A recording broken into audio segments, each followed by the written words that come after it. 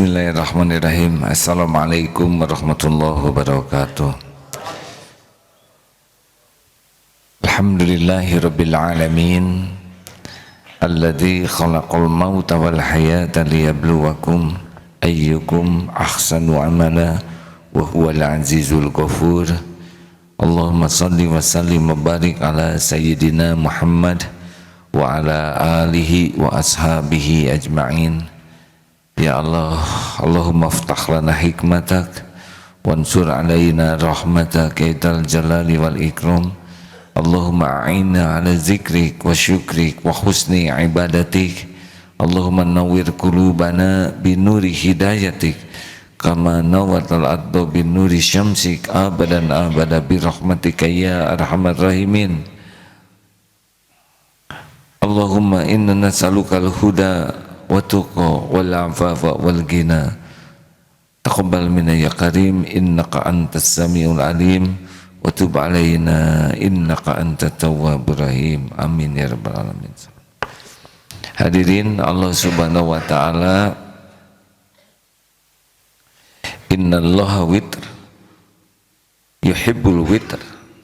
Allah itu maha ganjil dan mencintai ganjil.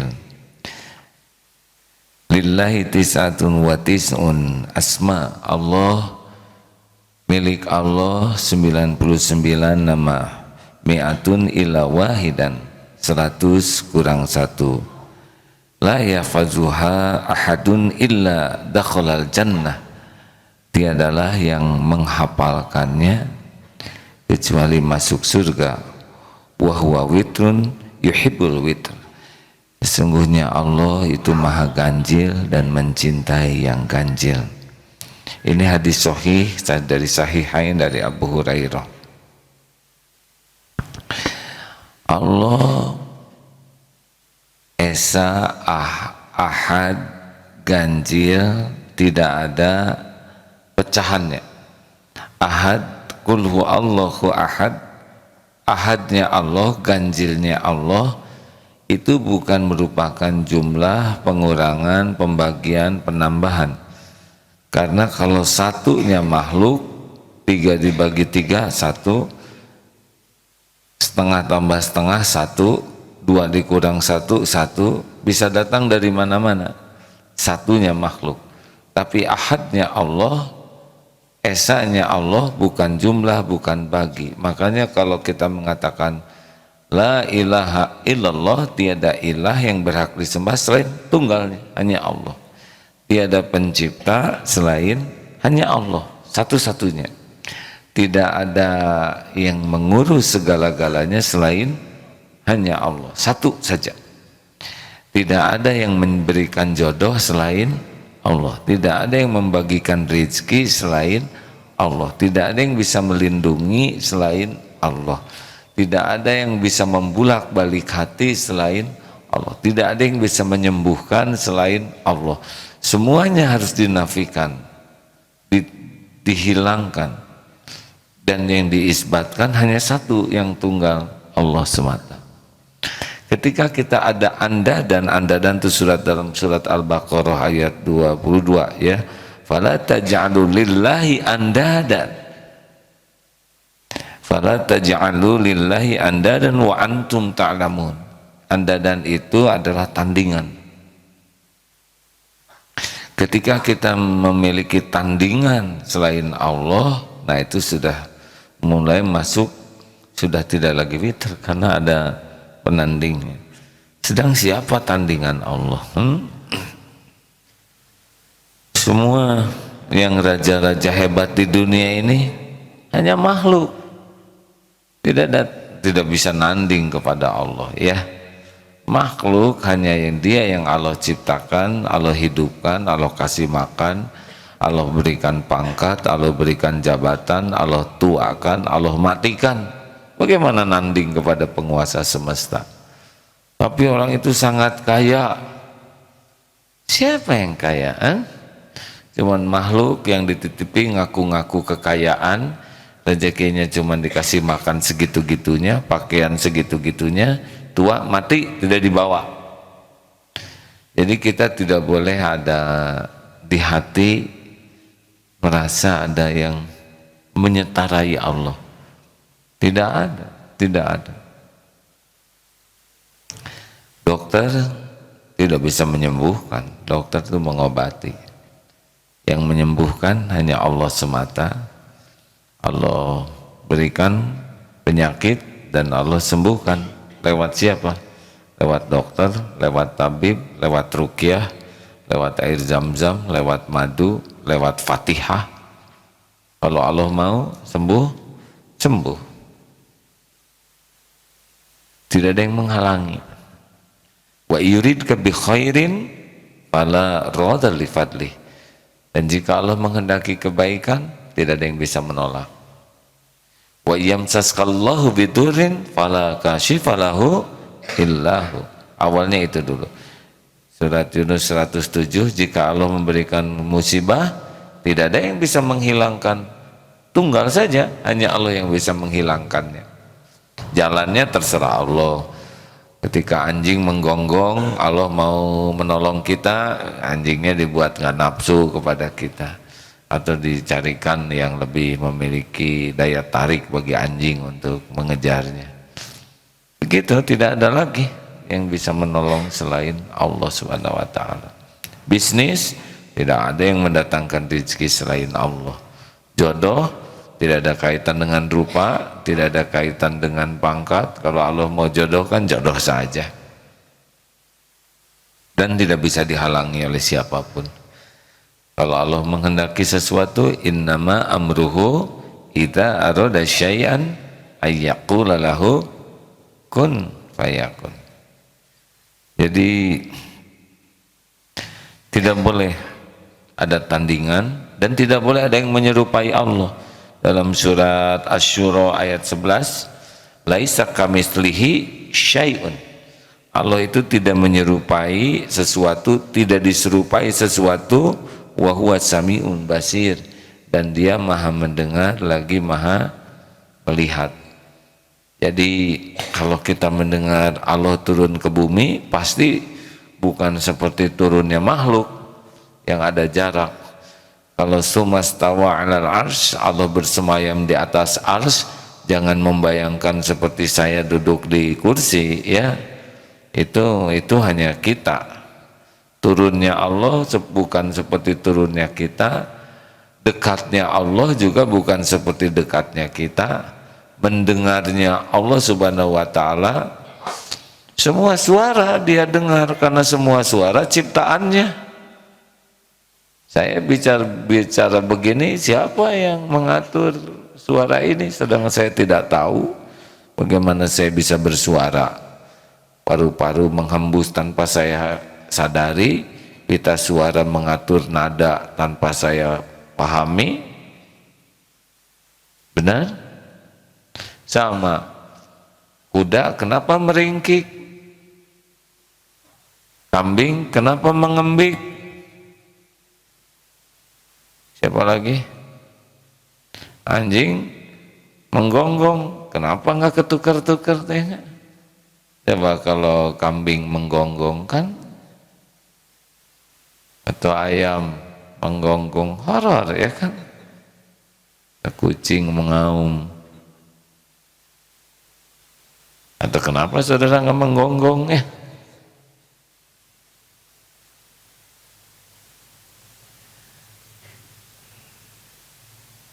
Kita tidak milih jadi orang, sebagaimana anjing tidak milih jadi anjing. Itu Allah saja yang menentukan. Kalau nyawa kita ditakdirkan jadi nyamuk, kita lagi stres nih, lagi diburu, makannya dikit tapi resikonya gepeng. Demikian, mulai sekarang harus mulai jangan ada tandingan, jangan ada yang menyerupai. Jadi tidak benar Allah beranak dan diperanakan, mustahil. Penguasa jagat beranak bagaimana? Dan bagaimana jadi anak sesuatu, sedangkan setiap makhluk itu lemah. Dikasih lapar lemah, dikasih haus lemah, tidak dikasih nafas lemah, tidak dikasih tidur juga lemah. tidak bisa mengeluarkan angin, lemah, tidak bisa mengeluarkan kotoran, juga lemah. Begitulah makhluk, tidak bisa mengeluarkan udara, lemah. Tidak ada tandingan. Baik, mulai sekarang mulai melatih diri untuk tidak bersandar kepada siapapun, karena segala sesuatu selain Allah tuh bisnis misalkan ya. Kita harus bulat nih, yang ngasih rezeki itu adalah Allah Subhanahu wa taala. Bagaimana banyak kompetitor yang lain, tidak apa-apa. Kompetitor yang lain juga hamba Allah. Nah, Allah menjadikan kompetitor itu menjadi lahan kita belajar. Kelebihannya apa? Tapi kompetitor ini licik, timbangannya dibuat curang. Ya kita tetap jujur. Kenapa kita harus ikut licik? Ini yang sebelah saya jualan licik, sebelah sana jualannya licik. Gak apa-apa. Kita kan tidak nyari uang, kita nyari keberkahan. Tapi gara-gara dia licik, jadi banyak uangnya. Terserah Allah mau ngasih uang ke sana. Yang penting bagi kita bisnisnya berkah. Buat apa uang banyak? Tidak ada artinya. Yang berarti itu keberkahan. Jangan dia licik kita ikut licik, dia nipu kita ikut nipu. Terus apa bedanya? Buat apa belajar agama? Buat apa punya iman? Jadi kalau punya kompetitor licik, ya itu dia saja mau licik. Allah kasih juga rezekinya sama yang licik itu. Kita jangan niru liciknya, konsisten saja, benar. Nyari jodoh, wah harus pacaran dulu, kalau nggak pacaran nggak dapat jodoh. Kata siapa? Berapa banyak yang pacaran nggak jadi? Berapa banyak yang pacaran jadi tapi sebentar? Karena sudah tidak ada yang tersisa ya. Semuanya sudah habis waktu pacaran. Tapi saya pesaing-pesaing saya ganteng-ganteng, gak ngepek. Yang bikin ganteng Allah, yang ngatur jodoh Allah. Tenang saja hadirin. Kalau yang nikah yang ganteng semua, gimana model kita? Nggak dapat pasaran. Justru yang kurang ganteng kayak kita yang eksotis, kata yang sama-sama kurang cakep ya. Tenang saja, ada Allah yang menguasai. Total dalam penguasaan Allah. Tidak boleh kita menganggap ada Tuhan yang lain, pencipta lain, pemilik yang lain. Total, ahad, tunggal pemiliknya, Allah Subhanahu wa ta'ala. Cukup. Ada pertanyaan? Allah suka witir, istighfar habis sholat 3, sehari 5 kali sholat. Subhanallah 33, Alhamdulillah 33, Allahu Akbar 33, hari 7, tahun 12 ya. Tambah aja sebulan lagi. Ada pertanyaan? Silakan. Bismillahirrahmanirrahim. Assalamualaikum warahmatullahi wabarakatuh. Lebih baik langsung ke pertanyaannya saja. Yang telah saya ketahui itu kan Allah mengatur takdir setiap sesuatu yang ada di dunia. Itu betul ya? Dan ya betul. Kemudian saya ingin tanyakan, kalau begitu apa dampak usaha terhadap takdir itu? Toh takdir udah ada yang ngatur, terus usaha buat apa kalau begitu? Baik, ada takdir yang kita tidak bisa milih, seperti jadi orang. Ada milih jadi orang enggak? Milih orang tua tidak? Milih wajahnya seperti ini enggak? Itu tidak. Itu sudah diatur Allah, tidak bisa milih. Terima, syukuri. Ada juga takdir yang dibolehkan milih ke takdir lain. Ada yang mau ke masjid atau dari ke masjid, boleh milih. Kalau ke masjid, setiap langkah digugurkan dosa, satu langkah nggak pahala, dikasih 27 kali lipat. Kalau isya jamaah separuh malam dianggap sholat terus menerus. Kalau saudara sholat sendiri di rumah, berarti pahalanya cuma 1. Terserah memilih yang mana. Nanti dua-duanya ada. Pagi-pagi sedekah, kalau sedekah takdirnya didoakan malaikat, doa diijabah, bala dihindarkan, ditingkatkan rezekinya. Kalau saudara tidak sedekah, ada lagi takdirnya. Semuanya tertulis. Boleh lanjut satu lagi? Kalau saudara memilih apa yang Allah sukai, nanti Allah akan membimbing ke takdir terbaik kita. Wa may yattaqillah yaj'al lahu makhrajan. Allah akan terus membimbing kita mendapatkan takdir-takdir terbaik yang Allah tulis untuk orang yang bertakwa. Kalau kita tidak mau taat ke Allah, kita akan mendapatkan takdir-takdir terburuk dalam hidup kita. Semuanya sudah tertulis. Kalau begitu boleh ada satu lagi pertanyaan sebelumnya? Tentang apa? Ya, yang tadi terjawab, ada lanjutan dengan dari. Coba. Nah, kalau dari pandangan ya Ustadz, kira-kira jodoh itu apakah takdir yang bisa diusahakan atau misalnya langsung datang begitu saja? Enggak tahu ya. Kalau saudara nauzubillah, kalau seorang pezina, maka Allah takdirkan jodohnya pezina lagi. Kalau seseorang jaga diri, bisa jadi oleh Allah dikasih yang sepadan. Biasanya yang hafiz dengan yang hafizah, yang nggak hafal dengan yang nggak hafal lagi biasanya. Ingin istri hafizah, coba jadi hafiz Quran. Takdir tuh ada yang takdir berlapis ya.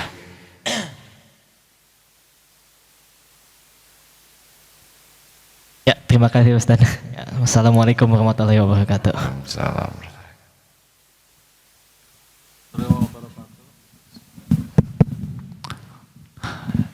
Yang ingin saya tanyakan Ustadz, dalam Al-Quran surat Al-Ahzab ayat 56, saking dahsyatnya bersalawat kepada baginda Nabi Muhammad SAW, Allah dan para malaikat pun bersalawat kepada beliau, dan kita diperintahkan untuk banyak-banyak bersalawat dengan salawat yang baik. Yang ingin saya tanyakan, manfaat apa saja apabila kita melaksanakan salawat kepada baginda Nabi, karena Allah dan para malaikat pun bersalawat. Allah perintahkan kita untuk salat, Allah tidak salat. Tapi untuk yang amalan ibadah ini, Allah dan para malaikat pun melaksanakannya. Jadi manfaat apa yang kita akan terima. Terima kasih. Wassalamualaikum warahmatullahi wabarakatuh. Waalaikumsalam warahmatullahi wabarakatuh. Selain Allah bersolawat kepada Nabi, Allah juga bersolawat 10 kali kepada yang bersolawat kepada Nabi. Jadi kalau kita membaca satu salawat kepada Rasulullah SAW, Allah juga bersolawat untuk kita 10 kali. Bayangkan itu. Makanya ada yang bagaimana kalau Rasul, kalau saya salawat sekian, lebih banyak lebih bagus. Bagaimana kalau separuh malam, lebih banyak lebih bagus. Tentu saja bersolawat ini akan menjadi sangat baik kalau tidak hanya di lisan, ya. Tapi benar-benar kita menginginkan Rasulullah itu mendapatkan, kita mendoakan Rasulullah mendapatkan solawat ini, salat dan salam dari Allah Subhanahu wa Ta'ala, dan itu kembali ke kita. Siapa yang tidak ingin didoakan oleh Allah, tidak disolawatkan oleh Allah Subhanahu wa Ta'ala, ya. Banyaklah fadilahnya. Coba saja laksanakan sendiri sambil ditiru pribadi Rasulullahnya, ya. Tidak hanya bersolawat tetapi mensuri toladani. Akhwat ada? Satu saja cukup? Tidak ada? Baik. Bismillahirrahmanirrahim. Assalamualaikum warahmatullahi wabarakatuh. Syukron jazilan. Pertama, syukur alhamdulillah. Saya pribadi nama Rinaldi Saputra, asal dari Sumatera Barat, Padang. Alhamdulillah tiba tadi sekitar jam 2 atau jam 3 tadi di Pondok Pesantren Darul Tauhid. Alhamdulillah baru kali ini bisa langsung berhadap langsung dengan Pak Ustadz Kiai Haji Agim. Jadi sebenarnya mau yang ditanyakan itu Ustadz, entah layak di sini ditanyakan atau tidak, karena kita salah satu guru pondok pesantren juga di Sumatera Barat gitu Ustaz. Kalau ragu tinggalkan. Kalau ragu tinggalkan Ustaz. Tapi rasanya tidak ragu Ustaz, insya Allah tidak. Nah, jadi kita minta ke saya pribadi, ada teman di sini Ustaz, minta nasihat dari Ustadz bagaimana perjuangan dalam pengelola pondok dalam perjuangan li'ila'i kalimatillah. Tentu dalam perjuangan itu pasti ada halang dan rintangan, kadang naik, kadang turun, kadang naik lagi, kadang turun lagi. Jadi dari sini kami Ustadz minta gimana trip-trip atau nasihat-nasihat antum bagaimana cara mengelola suatu perjuangan atau pondok pesantren. Satu syaratnya adalah harus benar-benar periksa niat. Karena sehebat apapun perjuangan, kalau niatnya mencari kedudukan di sisi orang tidak akan diterima. Percayalah, walaupun sampai mati terbunuh di medan perang, tidak akan diterima. Penyebabnya adalah ingin disebut sebagai pemberani. Ustadz, qori, qori'ah juga tidak masuk surga. Penyebabnya adalah ingin disebut ustadz, kiai, ulama, qori, qori'ah, hafiz, hafizah. Dermawan juga tidak diterima. Jadi perhatikan hati itu. Senangkah kita kedudukan di hati orang? Mau apa ngebangun pesantren? Kalau kita hanya ingin kedudukan di hati orang, maka dari awal sudah gagal. Hadis sahih. Selebihnya kalau orang sudah tulus, ihriz ala ma yanfa'uk. Bersungguh-sungguhlah dengan apa yang baik, manfaat bagimu. Fasta'in billah. Nah, teruslah tawakal. Jangan pernah merasa kita bisa berbuat. Hanya dengan pertolongan Allah kita bisa berbuat. Wala ta'zaz, janganlah lemah. Terakhir supaya 5 akhwat. Ya. Assalamualaikum warahmatullahi wabarakatuh. Tunggu dulu. Yang mana ini? Sini. Yang Acung, yang ini, yang bicara yang itu. Bagaimana? Akhwat. Nama yang saya. Acung tuduh, yang Acung halal tidak.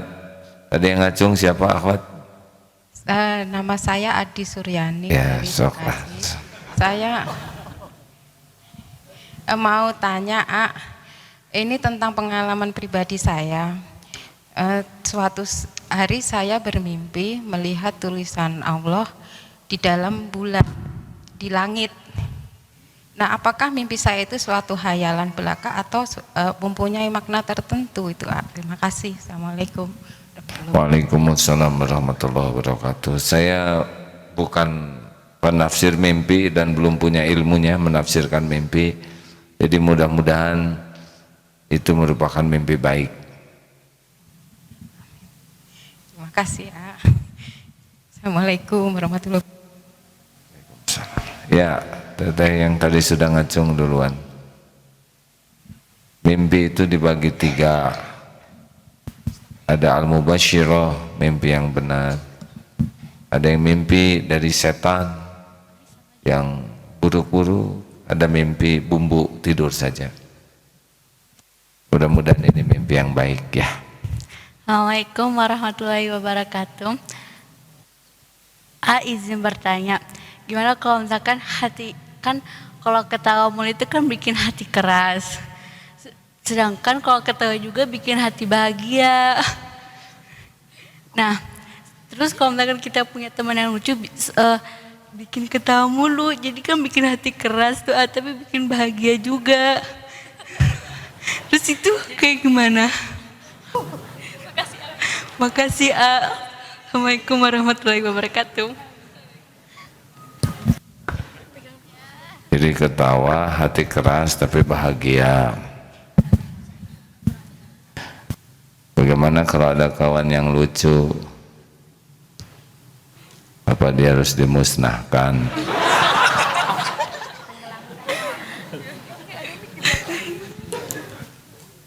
Jadi bahagia ketawa, sedih, itu adalah Allah yang menciptakan. Lucu juga Allah yang menciptakan, kita bisa mendengar ini lucu, lalu kita gembira. Yang berbahaya itu adalah kalau sudah tidak pada tempatnya. Terlalu banyak tertawa, segala dibikin gurauan. Apalagi gurauannya sudah jadi dosa. Menertawakan seseorang, mengeremehkan seseorang, dan kita tertawa, itu mengeraskan hati karena sudah jadi maksiat. Sudah jumlahnya kebanyakan, isinya juga buruk, apalagi kalau sudah mengguraukan tentang Allah, Al-Quran, Rasulullah. Ini sudah jadi maksiat, keras nanti hatinya. Ya, jangan berlebihan. Terima kasih sahabat sekalian. Allahumma sholli ala sayyidina Muhammad wa ala alihi wa ashabihi ajma'in. Alhamdulillahi rabbil alamin, la haula wa la quwwata illa billahil aliyyil azim. Rabbana zalamna anfusana wa illam taghfir lana wa tarhamna lanakunanna minal khasirin. Allahumma ja'alna minat tawwabin wa ja'alna minal mutatahhirin wa ja'alna min ibadikas sholihin.